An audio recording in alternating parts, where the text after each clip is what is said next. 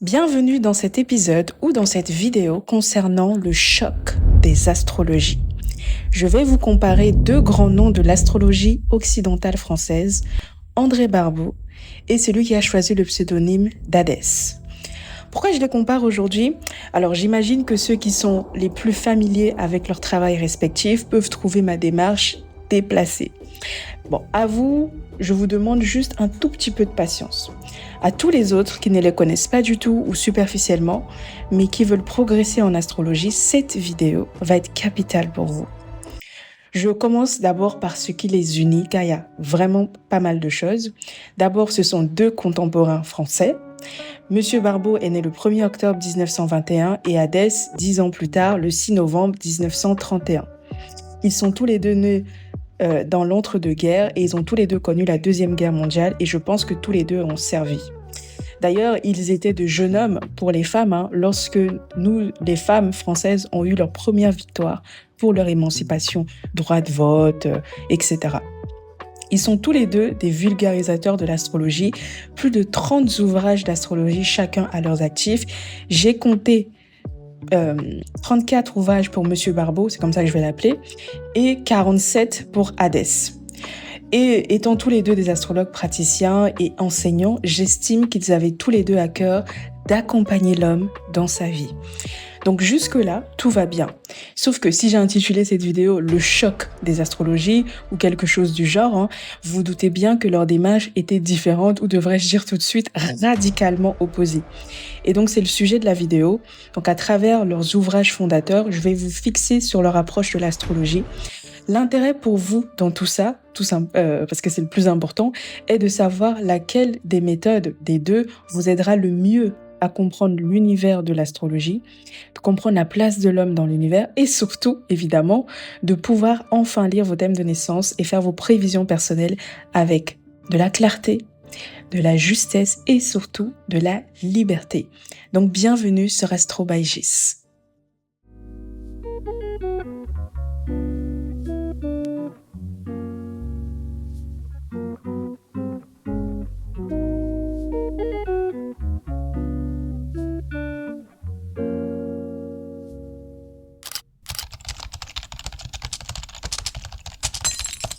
Alors pour bien comprendre la pensée, l'approche et la pratique de ces deux astrologues, je me suis basée sur leurs ouvrages fondateurs.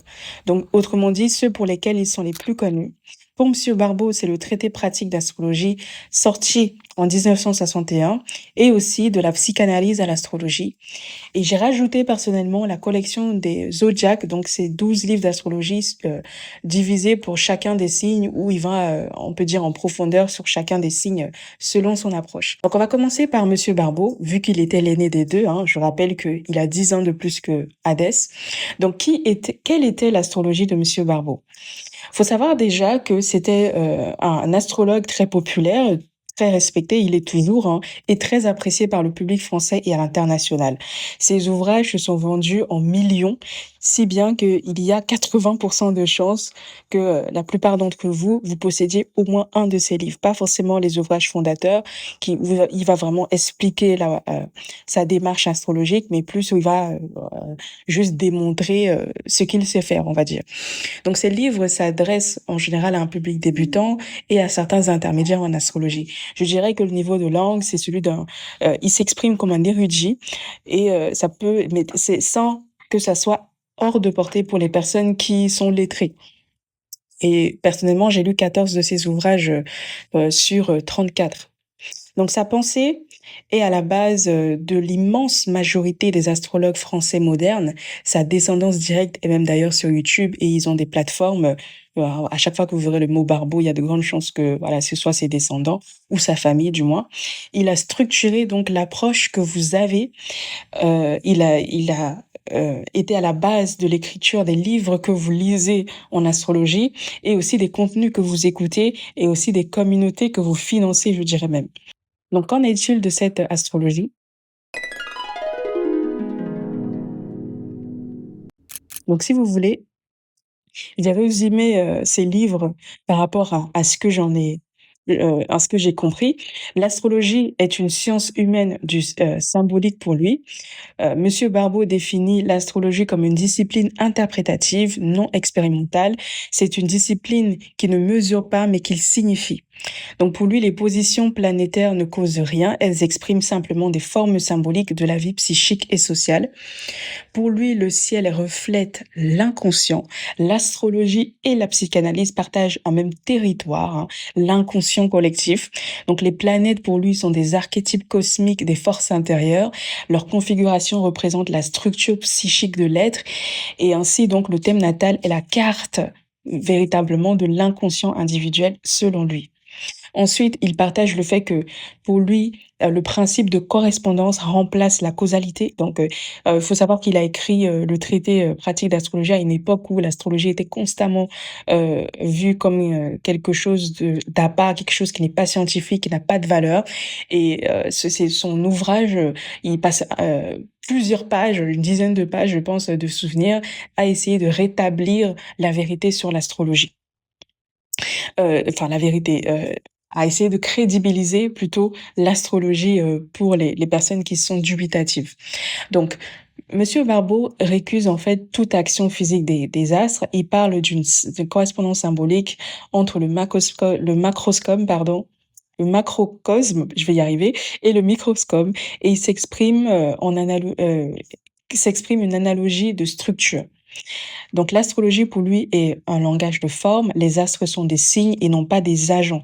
Donc ça veut dire que les astres n'agissent pas, ils sont juste des captures on peut dire, de ce que l'univers essaie de nous transmettre. Donc pour lui, l'interprétation d'un thème de naissance doit remplacer la prédiction. Donc pour lui, les prédictions personnelles, individuelles, comme vous, transit, et machin et tout, ça n'a aucun sens, selon ce que j'ai compris.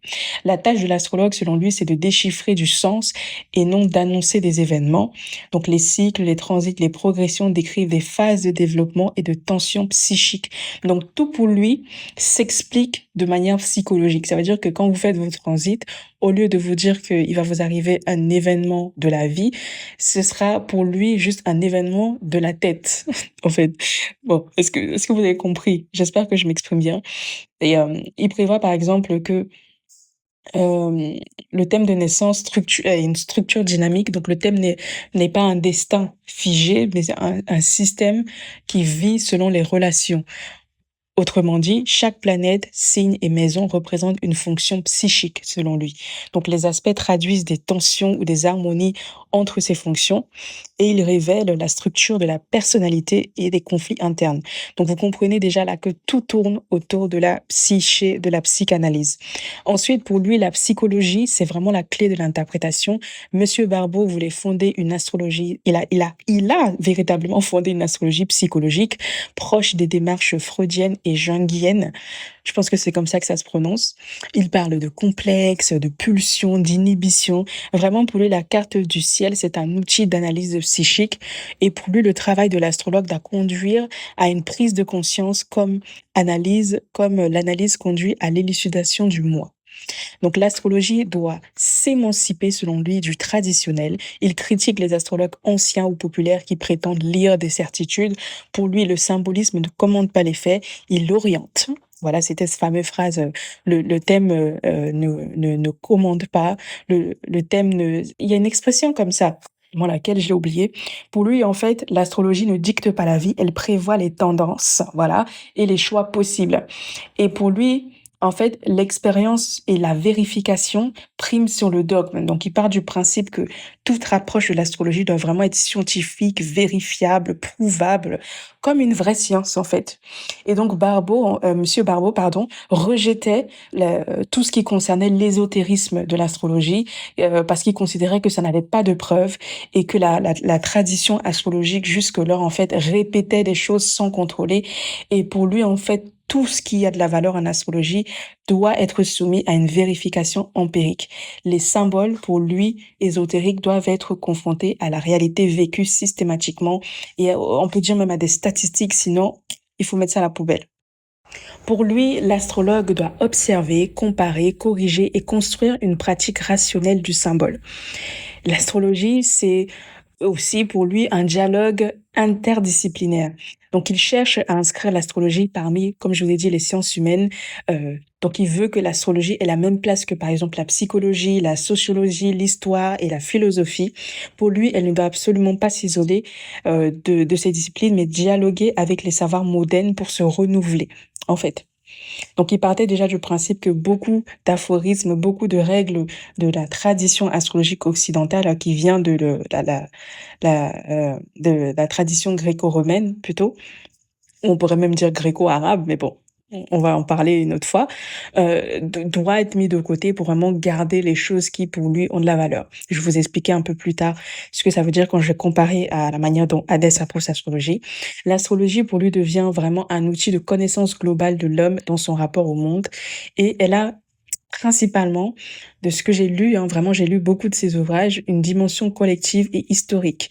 Donc j'ai rien lu après 1980, donc peut-être qu'il a changé, mais en tout cas de ses livres, je pense que Monsieur Barbeau, du traité du moins, annonçait déjà qu'il allait développer plutôt quelque chose autour de l'astrologie mondiale.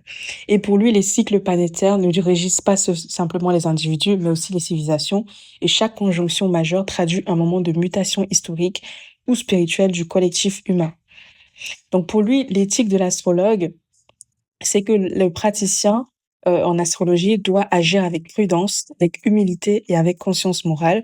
L'astrologie ne donne pas un pouvoir sur autrui, elle propose juste un miroir de compréhension. Donc, on ne doit pas prendre un rôle autoritaire au-delà de l'astrologie. On ne doit pas dicter aux gens ce qu'on doit faire.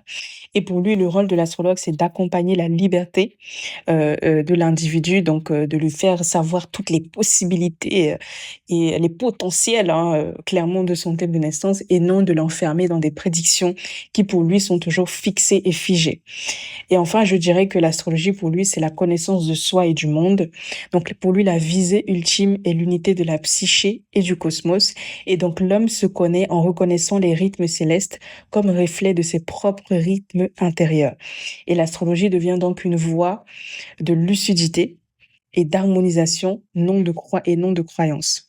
Donc, Monsieur Barbeau avait pour intention de faire passer vraiment l'astrologie du registre du destin à celui du sens.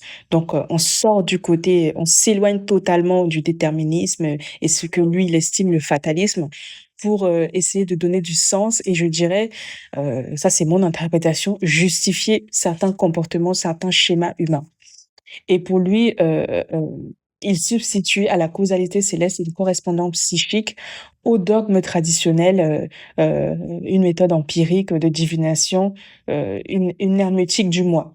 Donc chez lui, l'homme et le ciel participent d'un même ordre symbolique. Comprendre l'un, c'est éclairer l'autre. Donc voilà, je vous ai fait un tableau pour vous récapituler la pensée vraiment de Monsieur Barbeau, que vous pouvez retrouver en cliquant sur le premier lien dans la barre d'infos. Donc, on va faire quelques commentaires sur le ciel de Monsieur Barbeau. Voir que c'était un balance avec un ascendant verseau et une lune en balance aussi. Donc, vous remarquez donc que sa première maison et sa 7e maison sont immenses. Elles parcourent carrément 3 signes différents, dont 2 signes, dont 2 totalement interceptés, le Poisson et la Vierge. Donc le Poisson intercepté en première maison et la Vierge en 7e maison. Et évidemment que, vu la configuration, c'est la 7e maison qui est la plus importante. Vénus ici possède les luminaires, donc c'est évidemment une des dominantes de son thème. Le milieu du ciel est en Sagittaire, plus le Soleil et Jupiter conjoints. Donc ça renvoie encore une fois à une carrière dans l'enseignement, sachant que les significateurs de l'enseignant, c'est d'abord Jupiter et ensuite le Soleil. Il a aussi un Uranus en première maison, hein, qui est le significateur général de l'astrologie, hein, de l'univers. Le maître de la 12e maison en Verseau aussi, et en première maison.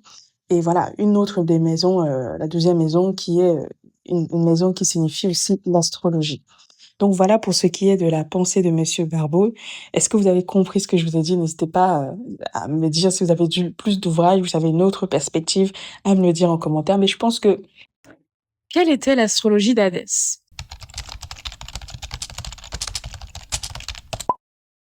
D'abord, il faut préciser qu'Hadès, c'était un marginal du cercle des astrologues. C'est l'un des rares, d'ailleurs, à utiliser un pseudonyme. Il avait plusieurs pseudonymes. Hadès, c'était pour l'astrologie. Le lieutenant Kijé, c'était pour ses romans, etc. Il a quelquefois signé avec son vrai nom. Son vrai nom, c'est Alain Yawank, si je me trompe pas. Donc, c'était quelqu'un qui ne se mélangeait pas. Donc, de tous les colloques, toutes les revues et les organisations nationales et internationales autour de l'astrologie, il ne figurait absolument nulle part. Et je peux vous dire, parce que je l'ai cherché, c'était volontaire dans le sens où les astrologues le lisent aujourd'hui, ils l'écoutent, mais dans le silence. C'est un peu comme, j'ai pas envie de lui manquer de respect, mais c'est vraiment pour vous donner l'image. C'est un peu comme si Hadès était la maîtresse, était à l'astrologie française la maîtresse d'un homme mal marié, on va dire ça. Et pourtant, il a immensément, de respect de la part des praticiens et des débutants, enfin de tous ceux que moi je connais. Il est quelquefois critiqué, mais je pense que les gens n'ont jamais, je pense, osé le critiquer, de but en blanc. On va regarder son thème dans un instant. Ses livres se sont bien vendus. Il a écrit plus de 40 livres sur l'astrologie pour le coup. Il se vendait pas très cher à l'époque et aujourd'hui, il valent des fortunes. Je vous laisse faire un tour sur eBay. Il a même des livres, qu'il a écrits qui ne figurent absolument nulle part et qui sont à plus de 200 €. Donc c'est un astrologue qui, je pense, est arrivé par le mystère et il a disparu dans le mystère. Tout ce qui est public, de l'homme invisible, hein, Hadès, provient de son thème de naissance. D'ailleurs, pour ceux qui s'en souviennent, le thème de Théodore que je vous avais montré pour savoir comment faire une interprétation pas à pas, eh ben, c'était le thème d'Hadès. Je sais pas si vous l'avez compris, mais c'était son thème. C'est son thème qu'il illustre en premier dans son manuel complet d'astrologie scientifique et traditionnelle qu'il a sorti en 1967. Donc voilà, c'est vraiment quelqu'un que tout le monde connaît, mais beaucoup font semblant, soit qu'il n'a jamais existé ou soit que son apport, dans l'astrologie ne compte pas. Pourtant, il a consulté des milliers de Français, il a formé plusieurs je pense, je pense des centaines d'astrologues ou peut-être plusieurs. Ses livres, tout comme ceux de Barbeau, sont d'un langage très soutenu, sans être, voilà, inaccessibles, heu, à quelqu'un qui est lettré, sauf peut-être aux bacheliers modernes parce qu'on distribue le bac. Mais voilà, le ton de ces livres, c'est concis, c'est parfois sec, c'est très tranchant et c'est discriminant. Donc, autant vous dire tout de suite que les livres d'Hadès aujourd'hui en 2025, ils sont politiquement incorrects. Et mais ces livres pour moi, enfin selon moi, ont surtout une dimension initiatique dans le sens où quand tu le lis, il ne te laisse absolument pas indifférent. C'est soit tu adhères, soit tu t'écartes. En fait, c'est soit tu viens apprendre, soit tu te méprends totalement sur sa démarche. Et donc, dans notre ère de l'astrologie bisounours, l'astrologie du bac à sable, comme l'avait dit si bien une abonnée l'année dernière, bah en fait, beaucoup se méprennent. C'est d'ailleurs pour cela que je ne vous les recommande pas trop, parce que je sais que ce n'est pas pour tout le monde. Bon, maintenant passons à quelle était son approche de l'astrologie.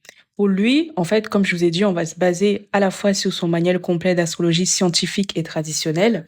Il a sorti pour la première fois en 1967 et le guide pratique de l'interprétation qu'il a sorti, si je me trompe pas, en 1987. J'espère pouvoir vous sortir une citation de son ouvrage Jour et nuit d'un astrologue. Je vous en ferai les résumés.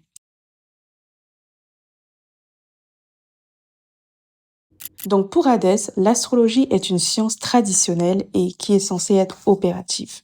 Elle relie le ciel et l'homme et doit être étudiée selon une méthode rigoureuse et progressive. Les luminaires, le soleil et la lune, sont premiers. Ils structurent le caractère et forment l'ossature d'un thème de naissance. Donc caractère et destin sont intimement liés. Chaque position planétaire, selon lui, donne à la fois un trait de caractère, mais surtout un indice sur le destin. Il faut toujours synthétiser, selon lui, les signes, les maisons, les aspects et les degrés symboliques, ça va être important pour la suite, dans une interprétation. Pour lui, les planètes lourdes, Uranus, Neptune et Pluton, entraînent certes des forces collectives et profondes, mais des forces qu'il ne faut absolument pas négliger dans l'interprétation. Lui, l'astrologie doit rester critique envers les déviations modernes. Donc, par exemple, donc à son époque, c'était les astrologies par l'ordinateur, donc ça venait à peine d'arriver. simpliste, un peu comme ce que fait Astrothème aujourd'hui quand vous êtes ascendant Bélier et vous fait un portrait, on va dire, je pense que c'est de l'IA. Peut-être qu'il y a un humain qui est passé par là, mais je ne sais pas. Mais peut-être avant que l'IA il sorte, c'est vraiment on te fait un portrait machinal, et cetera, sans aucune nuance, comme on le fait sur, Astrothème. Faut aussi se méfier de la psychologie et de certains charlatans, pour le coup. Très important pour Hadès de conserver une éthique et une visée traditionnelle. Pour lui, l'étudiant en astrologie doit énormément pratiquer. Il doit savoir monter des thèmes, le faire régulièrement, vérifier, revenir sur des exemples concrets, qu'il y a d'ailleurs beaucoup dans ses ouvrages, on va en parler dans un instant. Hadès insiste vraiment sur l'expérience autant que la théorie. Pour lui, les degrés monomères, les images symboliques, les techniques classiques sont des outils indispensables pour affiner des interprétations précises. Pour lui, l'astrologie est aussi une voie spirituelle. C'est une voie de connaissance de soi qu'elle procure et qui doit s'accompagner de maîtrise, de compassion et de renoncement à l'ego pour gravir vers une connexion à l'universel et je dirais donc à l'émancipation et à la liberté. Pour lui, l'interprétation doit rester concrète, pragmatique. Elle doit parler de tous les domaines de la vie, donc à travers les maisons, des timings aussi, donc à travers les transits et les progressions, et aussi des conséquences pratiques. Et enfin, je dirais que Hadès pensait que l'astrologie a pour objectif d'éclairer la condition humaine. Donc, il n'y a pas de fatalisme paralysant selon lui, et il n'y a pas non plus de promesse de miracle. Mais il y a plutôt, selon lui, l'assurance d'une lucidité qui permet d'agir avec responsabilité. Je vais le répéter. Pour Hadès, l'astrologie vise à éclairer la condition humaine. Il n'y a pas de fatalisme paralysant, ni de promesse de miracle, mais une assurance d'une lucidité qui permet d'agir avec responsabilité.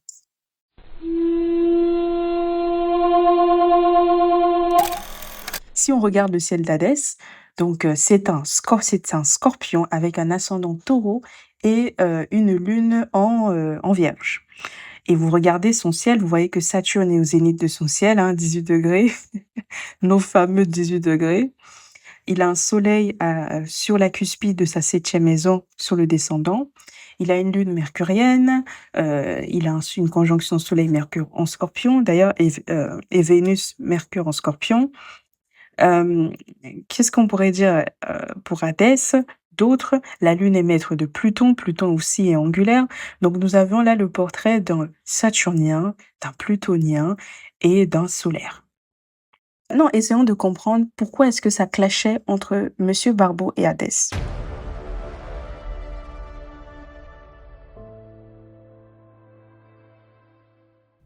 Comme je vous le disais, j'ai lu 14 des livres de Monsieur Barbeau, donc hors la collection Zodiac, ça j'en ai lu que 2. J'ai vraiment lu les livres sérieux où il essaie de parler de sa méthode de manière extensive. On en parlera pour la collection Zodiac de certains en live, notamment sur le signe du Scorpion si ça vous intéresse. En tout cas, c'est prévu dans les lives du mois, donc n'hésitez pas à vous abonner. Ça sera dans les prochains jours, selon le moment où vous regardez cette vidéo. C'est prévu pour ce mois de novembre 2025. Et pour Hadès, pour revenir à notre sujet, j'ai lu, je suis à 18 livres sur 40. Donc, j'ai une bonne collection d'Hadès et je ne cesse de l'agrandir. Et donc, je pense que je suis très crédible pour vous parler d'eux. Donc, ici, là, je vais me contenter de vous donner mes observations de lectrice et d'ancienne débutante de l'astrologie, car c'est ce que j'estime que la plupart d'entre vous sont. Donc, là où Monsieur Barbeau n'utilise qu'exclusivement des thèmes de personnes célèbres, des rois, des reines, des célébrités, etc., de personnes illustres et en petite quantité dans ses ouvrages, Hadès, lui, utilise plus de 20 cartes du ciel. Si je me trompe pas, dans le manuel, il y a 25 ciels de naissance. Donc, la plupart sont de ses consultants. Donc, monsieur et madame tout le monde. Et voilà. Et je dirais même que Hadès arrive à captiver l'attention de son lecteur sur un même thème de naissance central sur plusieurs ouvrages. Donc, comme je vous ai dit, le thème principal, le premier thème du moins de son manuel, c'est le sien, tout comme Monsieur Barbeau avec, de la psychanalyse, à l'astrologie. C'est son ciel qu'il décortiquait, si on peut dire, à travers, cet ouvrage. Bah, Hadès a fait la même chose, et il le fait aussi dans le guide pratique et aussi un peu dans Mars et Vénus. Parce que je pense que dans sa logique, surtout à l'époque, les livres sortaient en tomes. Donc le tome 1, c'était le manuel, d'astrologie, le tome 2, et cetera, ouais. Donc il illustre sa pensée, Hadès. C'est la première chose qui m'a le plus, plu chez lui. Donc, voilà. Parce que je pense qu'en fait, avec les célébrités, il y a une certaine distance et en plus, parfois, il peut y avoir de la jalousie, voire du dédain par rapport, à leur vie. Et donc, pour moi, en tant que débutante en astrologie, c'était bien plus facile de m'identifier à une personne lambda, à une madame ou un monsieur tout le monde, que, à Jennifer Lopez ou à son époque, Marlène, Dietrich, ou, comment elle s'appelle, l'autre là, la blonde là, qui est très célèbre, heu voilà, vous connaissez. Donc ça, pour moi, en fait, c'est une technique, c'est une démarche qui, rassure et qui crédibilise tout de suite l'astrologue. Et c'est une démarche qui, de nos jours, est rarissime. Donc, pour toutes les personnes qui vont acheter des livres d'astrologie, des prétendus manuels pratiques depuis les 10, 15 dernières années, vous vous rendez compte qu'il y a très peu de thèmes de naissance, mais vraiment très peu. Et en fait, bah, la plupart du temps, c'est des gens qui sont totalement inaccessibles, encore une fois. Et je trouve que l'astrologie, c'est trop complexe, pas difficile, pour être chiche en exemple pratique, en fait. Et pour le coup, ça c'est peut-être, une pique, mais je trouve que le traité de Monsieur Barbeau a le mot pratique, mais pourtant il ne l'est pas. Alors que le manuel d'Hadès, il a le mot complet et il l'est pour le coup. C'est-à-dire qu'avec ce livre-là, avec tous les thèmes qu'il donne, vous pouvez le lire, le relire. C'est vraiment quelque chose, la repeat value comme on parle aujourd'hui en marketing. Mais comment je pourrais le dire? En fait, il y a une notion de répétition dans ces ouvrages. C'est-à-dire, c'est pas un ouvrage qui te laisse indifférent encore une fois. Et c'est un ouvrage, il a une technique tellement avancée qui fait que ça peut te prendre des années pour ne serait-ce que décortiquer, comprendre et pouvoir reproduire tous les thèmes qu'il a fait, en fait. Vous voyez, de vraiment saisir toute la logique derrière. Donc, si je dois vous prendre une dernière citation d'Hadès pour terminer, je vous dirais, Hadès avait écrit, en suivant l'itinéraire proposé, on passe de l'attachement à l'illusion et au détachement, des ténèbres à la lumière, du manifesté au non manifesté, c'est ce que l'on appelle l'initiation. Celle-ci restitue à l'astrologie ce que notre époque lui a ôté, son contexte analogique. Donc, ce qui est assumé aussi dans le traité de Monsieur Barbeau, c'est par exemple son mépris de l'usage, par exemple, des 28 demeures lunaires, des décans, des termes, de la part de fortune, des parts, des degrés monomères, autrement dit degrés symboliques. Moi, j'aimerais qu'on se concentre un dernier instant sur le dernier point. On se concentre un dernier instant sur le dernier point. Je vais vous citer Monsieur Barbeau, hein, un extrait de son traité pratique d'astrologie. Il écrit il existe toute une littérature astrologique qui s'est évertuée à nous donner pour chaque degré du zodiaque un contenu d'interprétation, scène, allégorie ou image symbolique. On se gardera bien de rejeter a priori l'hypothèse d'une qualité spécifique de chaque degré zodiacal, mais il n'existe aucune démonstration digne de ce nom du bien fondé de ces degrés monomères, sans compter que cette vérification n'est pas facile à réaliser. Au surplus, en confrontant les sources diverses auxquelles on peut puiser, on se noie dans le dédale de contradictions laborieuses, tandis que les images symboliques de la plupart des degrés constituent des énigmes ou recouvrent une telle prolixité de possibilités, il y a de quoi s'y perdre. On ignore quel principe analogique préside à l'élaboration de cette loterie de 360 degrés, où l'on en suppose plusieurs, mais lequel est le bon. On n'oserait donc trop recommander la prudence à l'égard de cette source d'information, du moins dans l'état actuel des choses. Fin de citation. Donc là, c'est clair, il n'y a rien à faire, il n'en veut pas. Et à contrario, Hadès, lui, il en a fait tout un livre. Ça s'appelle Le livre des degrés astrologiques, sorti en 1981 et dans la dernière édition qui pour, très sincèrement est la meilleure si vous voulez l'acheter, date de 1998 et c'est sorti aux éditions Hades. Ce sont tout ce qui est aux éditions Hades, ce sont les meilleurs livres parce que son premier éditeur, il s'en est souvent plaint même dans ses dernières éditions. Il ne s'entendait pas très bien ou alors, il méprisait l'astrologie et donc il lui a fait des ouvrages de piètre qualité. Vraiment, la typologie, elle est nulle, c'est presque illisible, c'est très désagréable à lire, c'est du papier de basse qualité. Vraiment, les premières éditions, c'est un supplice, alors que les dernières, bah, là, pour le coup, moi, j'ai bien vu la différence, c'est agréable. Donc, pour éviter que ce soit trop long, encore une fois, je vous ai fait un tableau récapitulatif clair de leur position en me basant sur le contexte historique, leur approche fondamentale de l'astrologie, leur rapport au symbolisme, à l'ésotérisme, leur vision du destin et du déterministe, et bien sûr, ce qui est important pour vous, encore une fois, leurs conseils aux débutants en astrologie. Donc, vous retrouverez tout cela dans l'email après inscription à ma newsletter. C'est le premier lien en barre d'infos.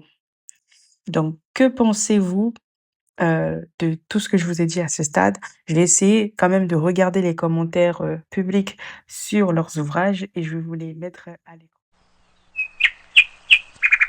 On va commencer par le traité pratique d'astrologie d'André Barbeau, sorti en 1961, donc ça fait plus de 60 ans. Waouh!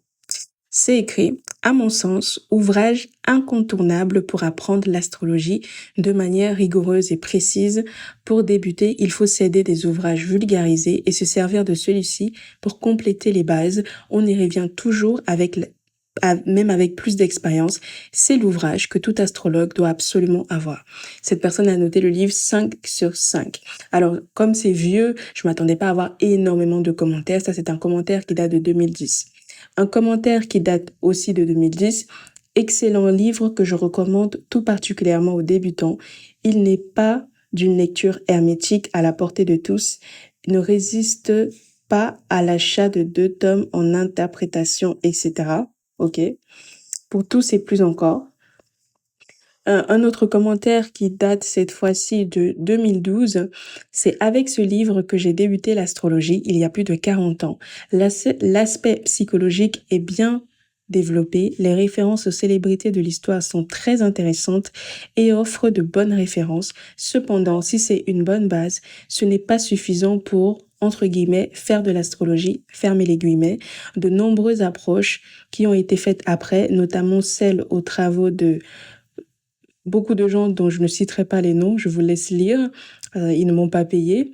Nananana, pour n'en tirer que quelques-uns, ces nombreuses approches ne sont pas appréhendées dans ce livre qui se, entre guillemets, limite, fermez les guillemets, à une vision peu statique de l'humain. Ensuite, il y a un commentaire de 2013. C'est écrit référence solide, incontournable pour toute personne débutant et bienvenue qui souhaite comprendre le fonctionnement et la logique interne de l'astrologie, monter une carte du ciel, comprendre, etc. Et enfin, un dernier commentaire qui date de 2018, c'est quelqu'un qui a écrit en, en titre Traité pratique d'astrologie, ok. André Barbeau, une référence dans le domaine astrologique. Ce traité est un classique pour débuter dans l'astrologie, très prudente, rationnelle et psychologique. Apprendre à établir un thème natal, etc. Donc voilà pour ce qui est pour Monsieur Barbeau. Maintenant, regardons les commentaires pour le manuel pratique, le manuel complet d'astrologie scientifique et traditionnelle d'Hadès qui, lui, est sorti en 1967. Si je me trompe pas, c'est la première édition. Donc, c'est écrit. Ça, c'est un commentaire qui date de 2003. J'ai beaucoup de livres d'astrologie chez moi, mais je me sers principalement de celui-ci car il aborde tous les points clés de l'astrologie, planète, maison, aspect et maître des maisons, ce que je n'ai jamais retrouvé dans un autre livre. Les cartes d'interprétation aident à comprendre comment trouver le fil conducteur et orientent le débutant dans son raisonnement. Le meilleur des livres pour débutants. Voilà. Donc ça, c'est un commentaire, c'est écrit en dessous, très complet. Ensuite, un commentaire qui date de 2004. Face à cette recrudescence de la soi-disant astrologie psychanalyse ou de l'astrologie qui cherche à se faire passer pour une science sociale en faisant référence à Freud, Hadès revendique haut et fort une astrologie traditionnelle et prévisionnelle, beaucoup plus facile d'accès, se rapprochant beaucoup plus de la science ésotérique par son point de vue. Et que restera l'astrologie? Malgré le fait que ce n'est pas très pédagogique par rapport à d'autres livres, ce manuel est quand même accessible à tous. Je vous conseille aussi le manuel d'interprétation qui va avec pour s'exercer, c'est vraiment bien. Donc là, il parle du guide de l'interprétation, on va en parler dans un instant, en lisant ses commentaires à lui aussi. Donc il a noté le livre 4 sur 5 et en gras, le titre c'est de l'astrologie traditionnelle avec 3 points d'exclamation. Et il a acheté ça le 12 novembre, donc pendant la saison des Scorpions.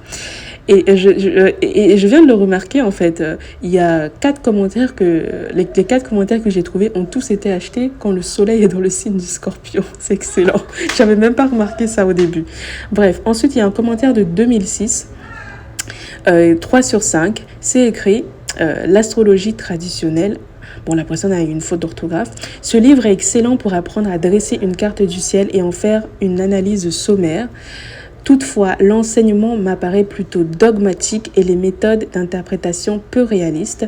Je me suis initiée à l'étude des cartes du ciel et à l'astrologie grâce à ce livre très pratique pour ceux qui veulent connaître les bases en interprétation en astrologie. Ok ?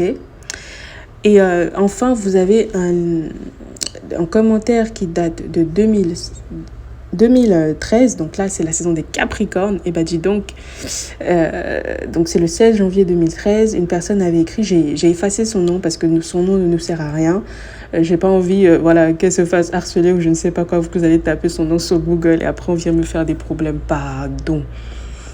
Donc c'est écrit, le livre a été noté 5 sur 5, c'est écrit manuel complet d'astrologie scientifique et traditionnelle, et c'est écrit époustouflant. Hadès est un astrologue voyant, j'y travaille, c'est glaçant, rassurant. Le monde n'est pas que chaos. Que va-t-on trouver au bout? Mais je me régale. Voilà, ça c'est un commentaire. Et ensuite le commentaire c'est qui date du 10 novembre 2019. C'est un commentaire d'une femme qui s'appelle Isaline. Excellent ouvrage pour débuter, à avoir absolument dans sa bibliothèque, même s'il s'agit d'une vision plus ancienne de l'astrologie, c'est la base. 3 points de suspension. Eh ben dis donc, ce qui est du guide pratique de l'interprétation en astrologie, on a aussi des commentaires. Donc le premier, un des indispensables d'Hadès, cet ouvrage pratique est indispensable pour se forger une connaissance solide en interprétation astrologique. Sa forme comme son fond sont inépuisables et même après s'y être plongé des centaines de fois, on parvient toujours à trouver des éléments d'explication qui nous avaient échappé. Un must. C'est un commentaire qui a été publié, qui a été laissé le 13 juillet 2013 et c'est écrit un des indispensables d'Hadès. Toujours sur le guide de l'interprétation d'Hadès, une personne a écrit en 2013, livre très intéressant, très bien illustré avec plein d'exemples, parfait pour des débutants car le langage est clair, parfait pour être feuilleté régulièrement. Une autre personne a écrit le guide en janvier 2014, le guide pratique de l'interprétation en astrologie avec ses 32 cartes de l'astrologie, Hadès est comme toujours très précis, très contente de mon achat. Et enfin, un commentaire du 16 février 2016, c'est écrit en titre excellent. Livre à posséder ou qui vous possède. C'est très simple et expliqué clairement. Il faut cependant mettre en pratique en faisant des thèmes pour, entre guillemets, mémoriser, fermer les guillemets, cette pratique qu'enseigne Hadès. Donc voilà pour les commentaires de ces 3 ouvrages. Et ce qui est intéressant, c'est que ce sont des livres, encore une fois, qui ont été écrits il y a plus de 50 ans. Vous vous rendez compte? Combien d'astrologues vous avez aujourd'hui, vos astrologues d'Instagram, là, vos astrologues de TikTok, vos astrologues de YouTube? Combien d'astrologues sont capables de vous faire des ouvrages que vous lirez dans 50 ans? Combien d'astrologues sont capables de vous fournir des thèmes, même si ce ne sont que des thèmes de célébrités, de vous lire ça de A à Z? Parce que c'est ce que font André Barbeau et monsieur Monsieur Barbeau, pardon, et Hadès. Combien? Combien d'astrologues sont capables de vous faire ça de nos jours? Combien? Il n'y en a pas beaucoup. Donc respectez ces messieurs, s'il vous plaît. Quand vous voyez des livres à 200 balles, ne pleurez pas, achetez. Ça a de la valeur. Parce que pour avoir une telle longévité, il faut être puissant. Bon, vous avez déjà deviné que j'ai choisi mon camp, mais je respecte le travail. Ça mérite le respect, par contre. Parce que je suis pas sûre que en 2040, là, vos astrologues, là, on les lira toujours. En tout cas. Oui, je suis moqueuse, il y a quoi?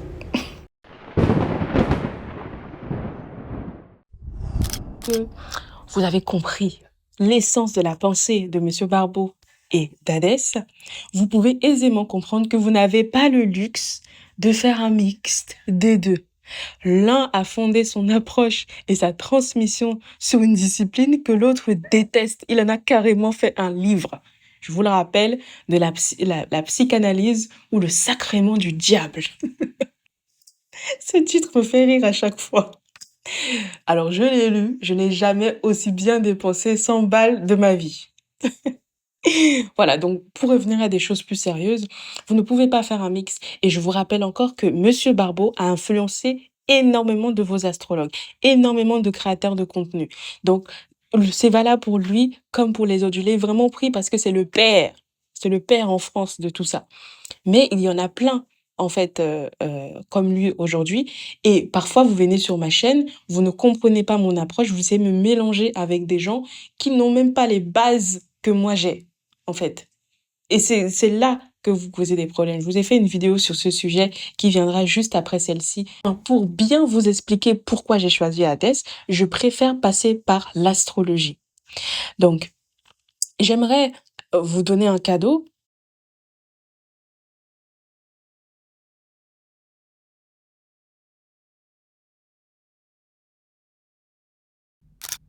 Il faut que je vous montre comment juger quand quelqu'un est censé vous enseigner ou pas.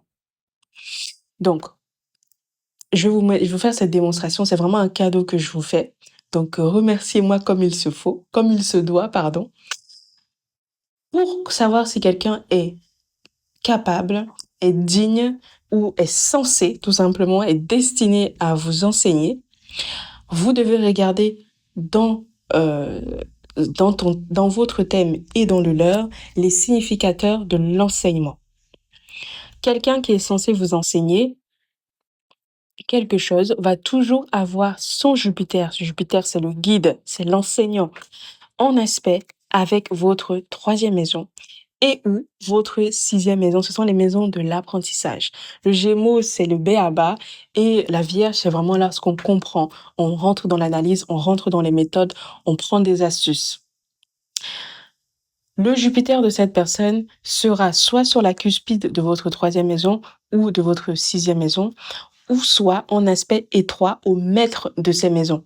Donc pour chaque personne, vous avez un maître particulier de votre 3e maison et de votre 6e maison.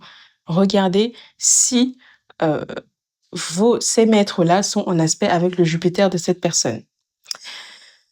La 3e maison, voilà, ce sont les élèves, les étudiants, l'apprentissage, le fait de comprendre et d'assimiler, c'est la 6e maison.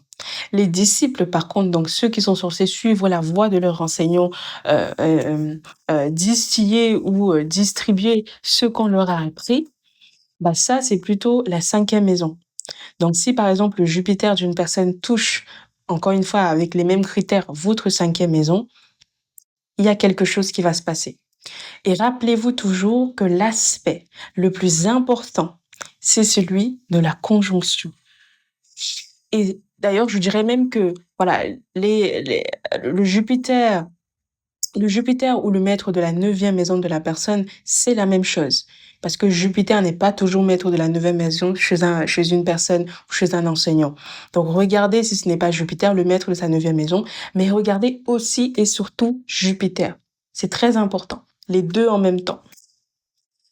Si le Jupiter de cette personne est en aspect avec votre 6e maison ou son maître, et aussi si le Jupiter ou le maître de la 9e maison de cette personne est en aspect avec votre soleil. Le soleil, c'est la vérité, c'est la clarté. Donc, ce sera quelqu'un qui sera capable de vous transmettre quelque chose avec clarté, avec du savoir, va vous rapprocher du divin vu que de toute façon, on est dans l'astrologie. Et d'ailleurs, parce que notre sujet, c'est l'astrologie, on va se concentrer sur l'apprentissage de l'astrologie. Donc, il faut évidemment que Jupiter ou le maître de la 9e maison de cette personne soit en aspect avec le significateur de l'astrologie, c'est-à-dire la 11e maison et Uranus.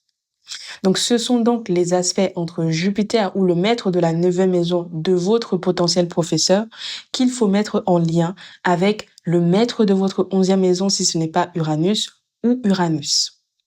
Et on peut aussi étendre cette valeur à Jupiter, par exemple, en aspect avec le maître de votre 8e maison. La 8e maison, c'est l'initiation. Et dans l'astrologie, il y a toujours un aspect initiatique, il y a une découverte. Même si c'est l'astropsychologie, il y a quand même une dimension de c'est un nouveau monde qui s'ouvre à nous. Et c'est aussi la transformation. Donc, on a un nouveau regard sur le monde. Ensuite, il faut aussi que ce Jupiter-là, par exemple, soit en aspect avec votre 12e maison. Donc, la 12e maison, vous savez, c'est la voyance, c'est la médiumnité, c'est la vie spirituelle, c'est les voyages astro, etc. Mais, encore une fois, c'est secondaire. Ce qui prime vraiment, c'est la 11e maison. Rapport entre la 9e maison d'une personne et votre 11e maison, entre son Jupiter et votre Uranus, etc. Voilà. Et de manière plus large, donc ça, c'est une information qui vaut de l'or. Donc, mettez les likes, s'il vous plaît.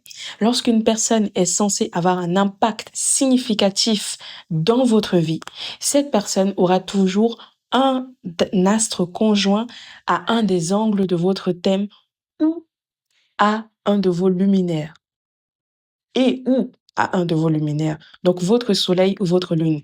Donc, par ordre, ces astres seront conjoints à votre ascendant, à votre milieu du ciel, à votre descendant et à votre fond du ciel. Ça nuance un peu avec les planètes transgénérationnelles, comme vous dites, donc Uranus, Neptune et Pluton, sauf si ces planètes-là, dans le thème de votre enseignant, sont des maîtres de maison cardinales.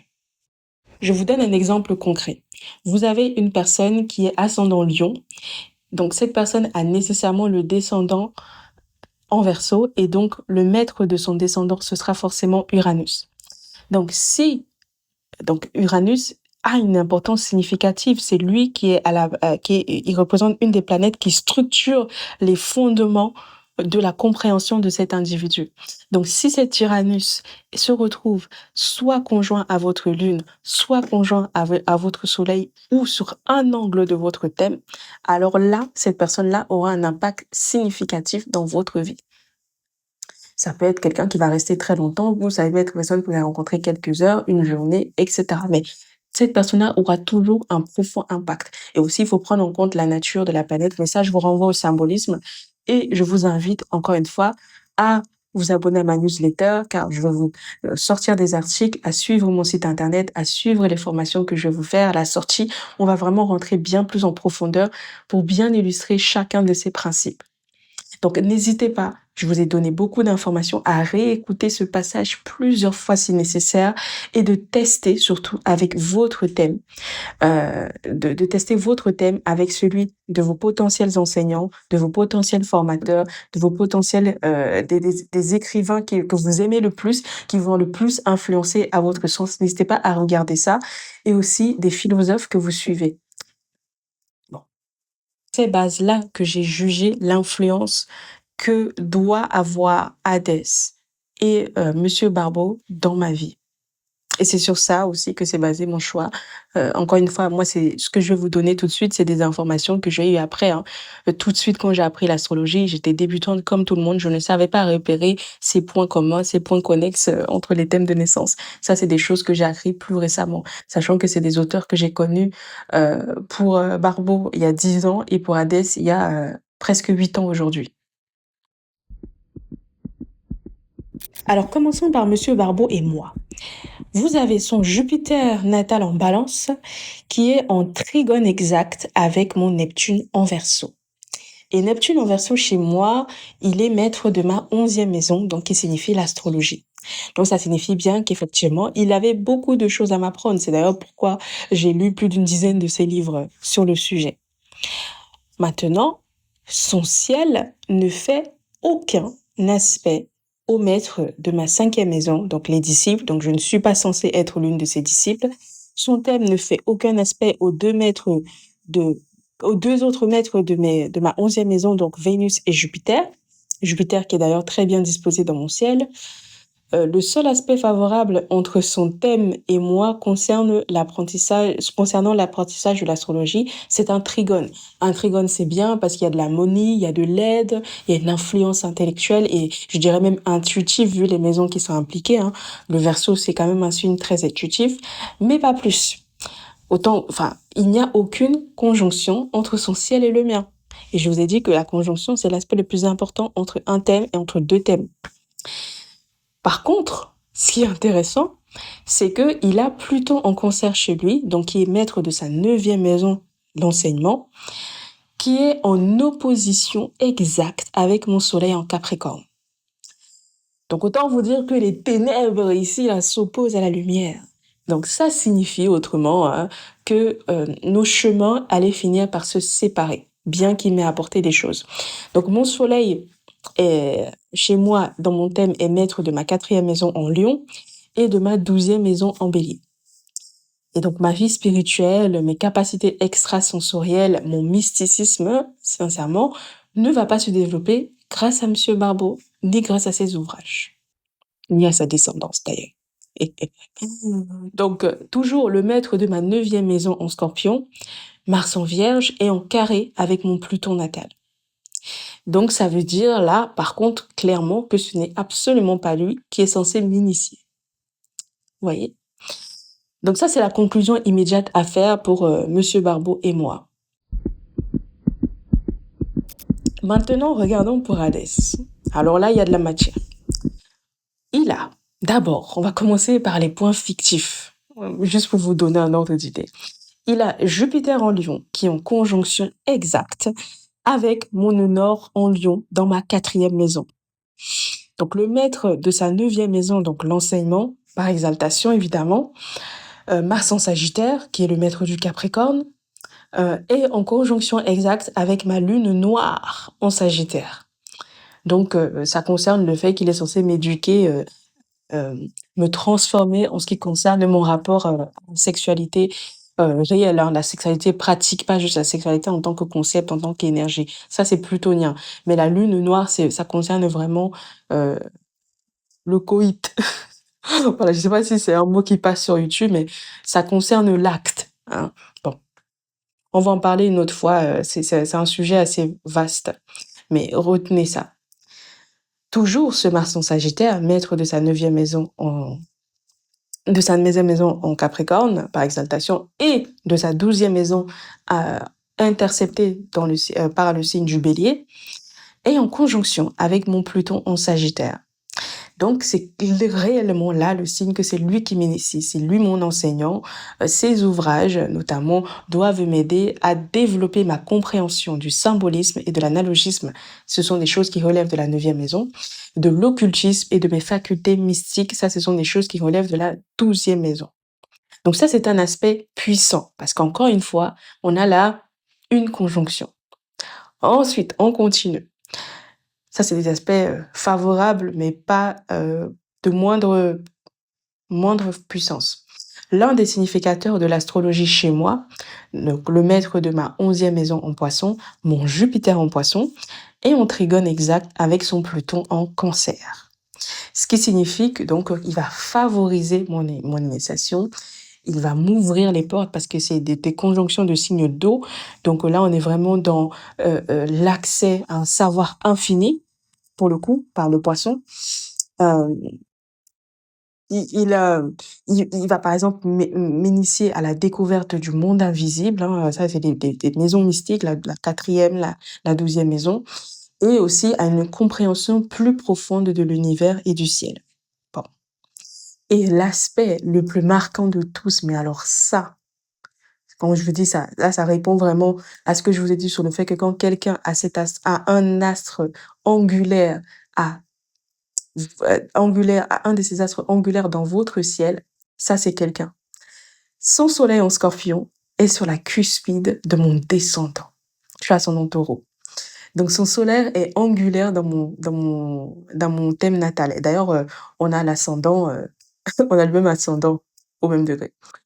Donc au-delà même de l'astrologie, c'est un homme qui était censé faire une forte impression dans ma vie et il a beaucoup de choses à m'apprendre. Et ça va transcender l'astrologie, ça le transcende déjà. Il a écrit sur d'autres sujets que je lis aussi, mais voilà, on est sur l'astrologie dans cette vidéo. Et son soleil, encore une fois, qui est le maître de sa 12e maison et de sa 4e maison en Lion, et aussi de sa 5e maison. Donc vraiment, Hadès est entré dans ma vie d'abord pour me déconstruire, pour me tuer d'une certaine manière, tuer quelque chose en moi, et ensuite me métamorphoser et me faire grandir et aussi me rapprocher du divin. C'est ce qui concerne la 5e maison et la 12e maison, donc qui est liée à Neptune. Bon, et là, j'exagère à peine. Maintenant, il y a un dernier aspect, et ça, c'est un aspect de tension qu'il faut que je note, c'est que le maître de sa 9e maison en Capricorne, Saturne à 18 degrés Capricorne, est en carré exact avec mon Mars en Balance. Donc Mars est maître de ma 12e maison en Bélier. Donc nos chemins sont censés finir aussi par se séparer et de manière irréconciliable. Et je pense savoir pourquoi. Alors ma théorie, c'est que je serais obligée de me distancer de lui par rapport à son opposition à la croyance aux réincarnations. Parce que je suis africaine, parce que je pratique les spiritualités africaines, je ne peux pas suivre aveuglément quelqu'un qui ne croit pas en réincarnation. Parce que c'est logique, effectivement, dans la tradition ésotérique occidentale, et même je dirais dans la tradition occidentale, hein, il n'y a pas de notion de réincarnation. Quand vous recherchez vraiment l'histoire, c'est pour ça que c'est important de lire. Parfois, on vous dit des choses, vous comprenez pas, vous mélangez des astrologies qui n'ont rien à voir. Dans la tradition occidentale, il n'y a pas de réincarnation. Il n'y a pas l'astrologie dite karmique n'a pas sa place. Parce que ça ne rentre pas dans leur cosmogonie. C'est de la cosmogonie des hindous, des chinois et des africains, mais ça n'entre pas dans la cosmogonie occidentale. Donc je ne comprends pas tous ces gens, ces blancs qui font de l'astrologie karmique. Je me dis, mais il y a un problème, vous ne connaissez pas votre histoire en fait. Ça n'a aucun sens.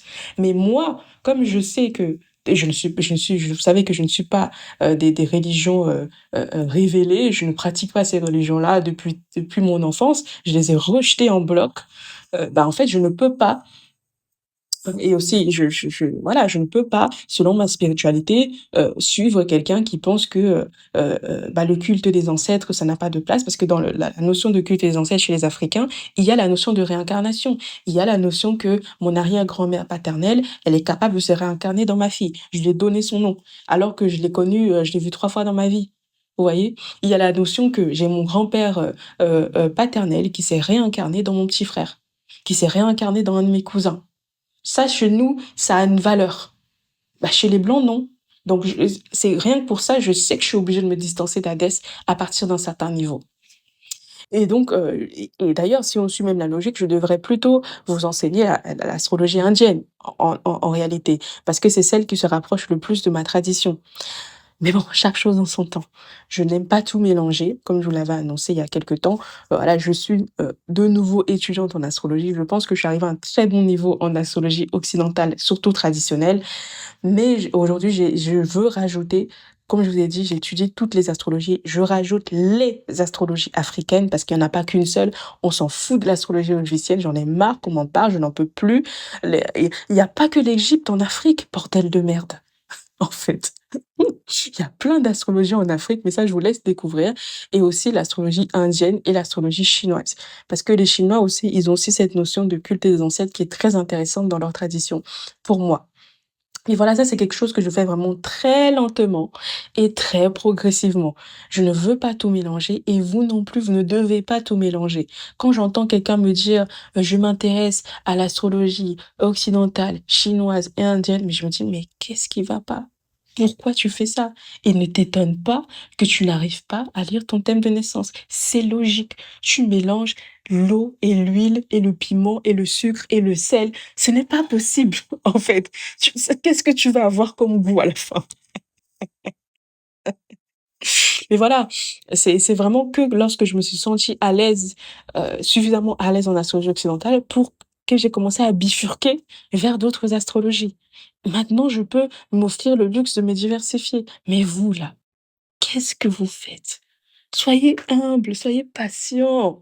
Vous savez combien de temps ça m'a pris? Soyez patient.